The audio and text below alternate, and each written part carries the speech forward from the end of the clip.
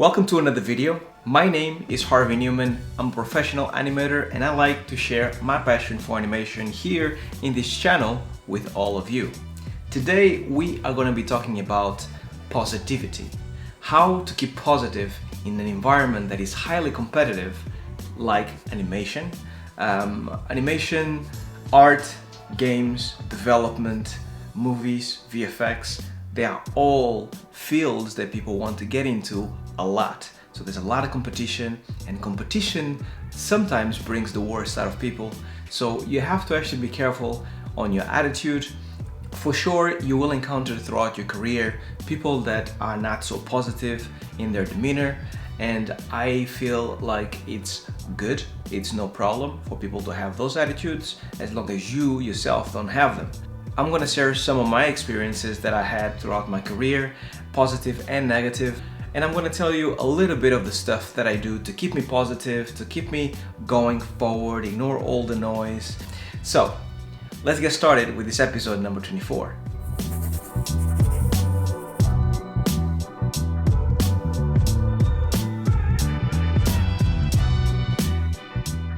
In the sake of clarity, I must say to all of you guys that right now, most likely I'll be on holidays.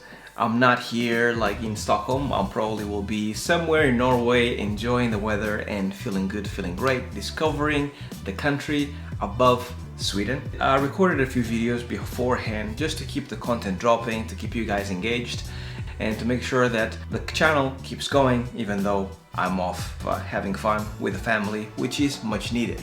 The downside of that is that unfortunately there's not going to be any comments highlighted in these videos, in this video, the previous video, most likely the next video. So I'll make sure to carry on doing the highlights of the comments in a couple of weeks time. So let's start this episode and start talking about some positive things.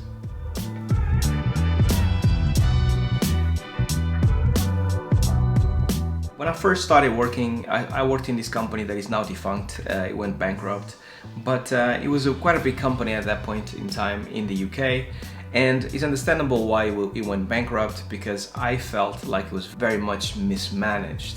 There was a lot of positives from the company because I've learned a lot how to deal with negativity at work, which is something that I haven't really dealt with before. I had a lot of really crappy jobs throughout my life. But this was my first time doing the stuff that I loved, and I fully expected for it to be a positive thing. Now I work hard, I've studied animation, I had my mentor, he taught me, and I feel like I have what I got in order to shine and be a kick-ass animator. And as soon as you get dropped into a company like that, you kind of start thinking, is this what I'm gonna find no matter where I go in the industry? To actually make things short for you guys, no, that's definitely not everywhere. Unfortunately, those are the stories that you hear out there because they are very much like the worst stories that you can hear, but it's not like that for everyone. You just have to find the right company for you with the right people. That was my first experience. It was very bad. So it put me off a little bit from the games industry, put me off a little bit from being an animator, and I genuinely thought maybe this is what I'm gonna get everywhere I go. Thankfully, I had senior animators and like very experienced animators above me that told me that this was just something that was specific to that company and that I shouldn't worry because out there's a lot of good companies that I should go to, which kind of put my mind at peace. Eventually, I left that company and I joined another company that for the first year or two was beautiful, was amazing, a lot of creativity, a lot of setup. The people that I work with are still, till this day, some of the best that I've ever worked with. A lot of talent, a lot of ideas, kind of offset some of the stuff that happened in the previous company. All this to tell you this: positivity is something that lives within you. No one else can actually give you the positivity you need in order to carry on forward. That is something that I've learned throughout the years. A lot of people, I feel, when they start in the industry, they wait for the company to make them happy. You are the one that have to make yourself happy. You have to find their happiness. And what you'll find in a lot of good companies out there is that you are dropped within the company with a whole bunch of talented people. Even though obviously you have your leads, you have your seniors, you have people that actually tell you what to do, it's up to you to excel and to make yourself happy with the work that you are doing. So you have to be vocal if you don't actually want to work on something in the best way possible. And you have to basically nudge people to say, I want to work perhaps on something slightly different next time. So those are the kind of things that you have to do in order to make yourself happy. Because a lot of people, they just sit there and do their work. And if you don't really tell your lead or your senior or your director, no one will be able to really read your mind and tell that you're not really happy. You are in control of who and what actually has an impact on you and your happiness. Walt Stansfield, in his book Drawn to Life, there's a chapter called Animation and the Power of Osmosis. He was basically saying that if you are positive towards your art form, if you actually are positive at work, you will attract more positivity and your work will become better because of it. So if you have the book, have a read, because it's basically what I'm trying to say. You will start stopping yourself when you start becoming really negative about things because you're not happy with your workplace, you're not happy with the work they're giving you, you're not happy because they're working you too hard, you're not happy because you're doing overtime all the time. If all of those things kind of matter to you and they're starting to actually become personal, you should make a change and either go somewhere else or maybe take it upon yourself to actually change the situation that you are in by maybe speaking with someone or maybe suggesting new things. But it's going to be up to you to actually make that change. Don't allow anyone else to be like, he's the boss, he should be doing these things. That's not the correct attitude. It's much more like, I am the owner of my happiness. I think something is wrong. Let me speak with my boss and tell them what I think. You assume that they actually will be able to see or do certain things because they have a certain position, but that is not true. A lot of times you just have to actually nudge them a little bit on the shoulder and be like, hey, have you thought about this? If it's been something that has been recurring all the time, be like, turns out I didn't. Let me try that. You make your life better, you make everyone else's life better. So make sure that positivity comes from you, comes from the inside, and you're the first person to actually get to be positive, even if everyone around you is negative. Because through the power of osmosis, believe it or not, the positivity will start kind of just flourish and you start affecting other people, which is great for everyone.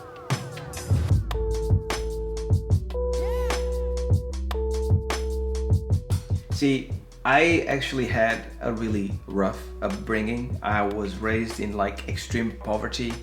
I've been living in houses for many years that had like holes in the ceiling. It would rain on top of me while I actually sleep. I'm not exaggerating, it's true. Houses that had no hot water, having showers with a little cup and a bucket. Those are the kind of situations that I had to kind of endure.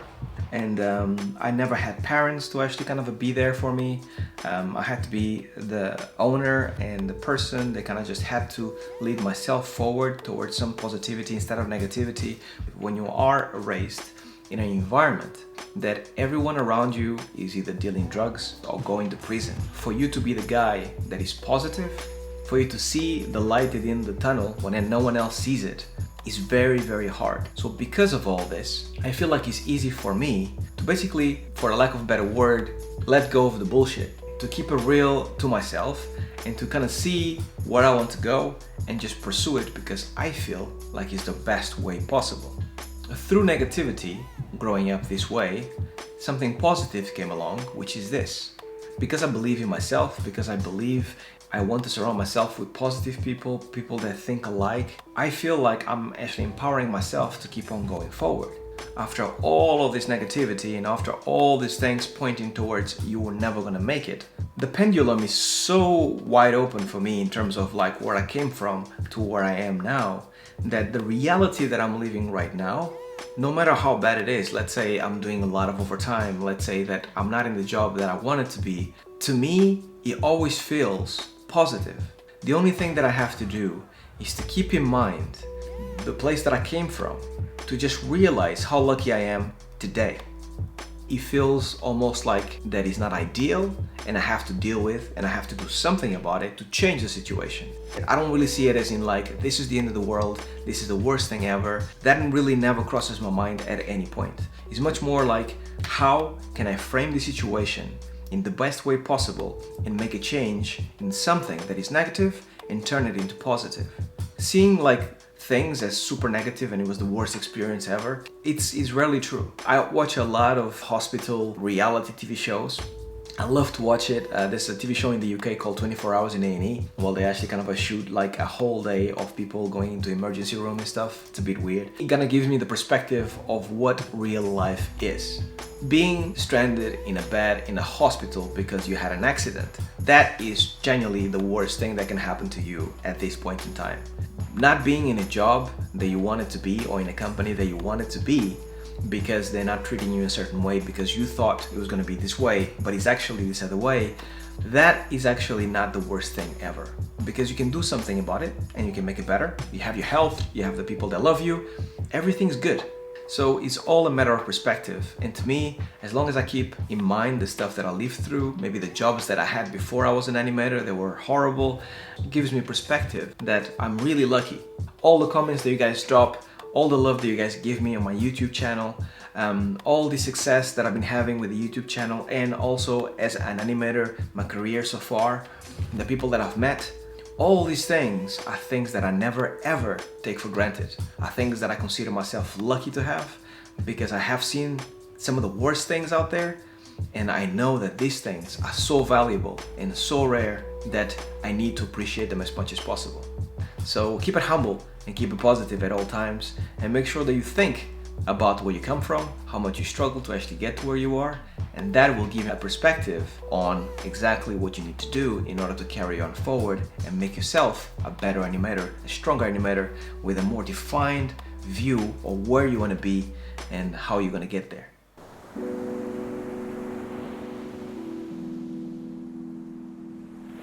I'd like to finish this video with a positive message. I moved to Sweden because of EA Dice, and I have to say that as much hate as EA gets, I feel like EA so far has been the best company I've ever worked for. I feel like DICE is the best company that I've ever worked for.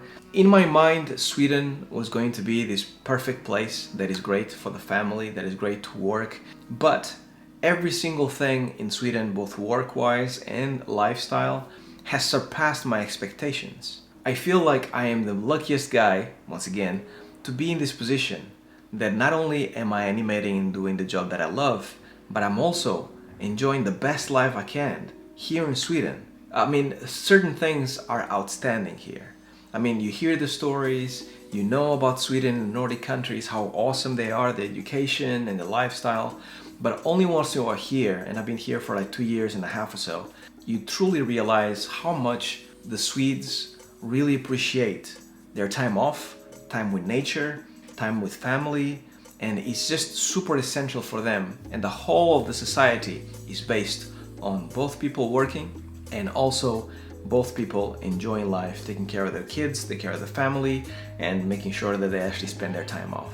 And companies here, like DICE, they are super incredibly respectful of all that. I worked in companies that if you say you want to take a week off, they will look at you with a little something like, are you sure? Can you take it later? Can we do something about it? Can we postpone it? Are we busy right now?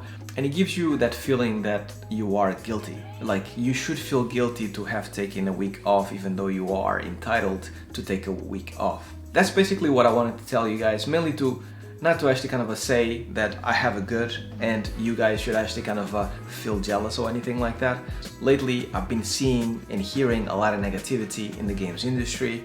There's been a lot of talks about overtime and studios mistreating people, and those things are true. I'm not saying they are not. They are completely true, and I've lived through them, as I told you in the beginning of the video.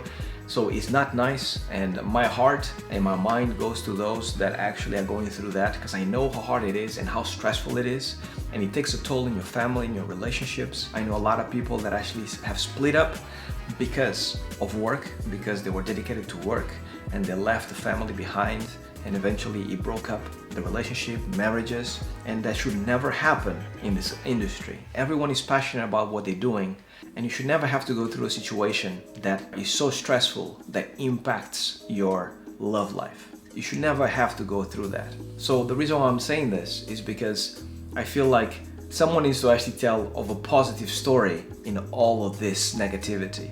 And genuinely, my situation right now at DICE in Sweden with my family, where we're living, how we're living, it's the best life that I could ask for. Obviously, there's a ton of things that I could say, oh yeah, I wish I had this thing, I wish I had that thing. That stuff is completely secondary. The most important thing is that myself, my fiance, my kid, everyone is happy. We make each other happy, and when we go to work, we don't bring the work home with us. We don't really yapper about how bad it's been. It's just go to work, do your 8 hours, come back, relax, watch some Netflix, and then rinse and repeat. And I cannot be more thankful that I got myself in this situation, and I cannot be more thankful to DICE, to Sweden, to all the stuff that has happened and my support that I've had from my fiance, my family. It's just, I'm living my best life, and it's true. It's completely true. I cannot say that enough. So, this is a story that I wanted to tell, the positive story, in order for you guys to hopefully have the same thing that I have right now, because animation is an amazing career and is as good as you make it to be. Remember, you are the one that has to actually kind of deal and take ownership of your positivity. No one else can give it to you, and if you're not in a good situation right now, do something about it, because you are the only one that can make yourself happy.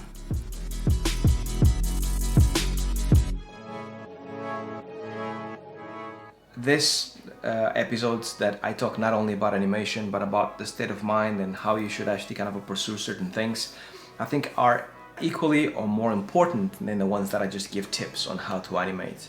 Because genuinely, as soon as you get in through the doors of the industry, no matter if it's feature film, VFX or games, you'll start seeing some of the stuff that I mentioned, and it's going to be difficult for you guys to deal with it. I felt like I wish that someone had told me about some of the stuff beforehand. That's why I'm taking it upon myself to hopefully give you guys a little tips and tricks on how to actually deal with certain situations, because it's tough.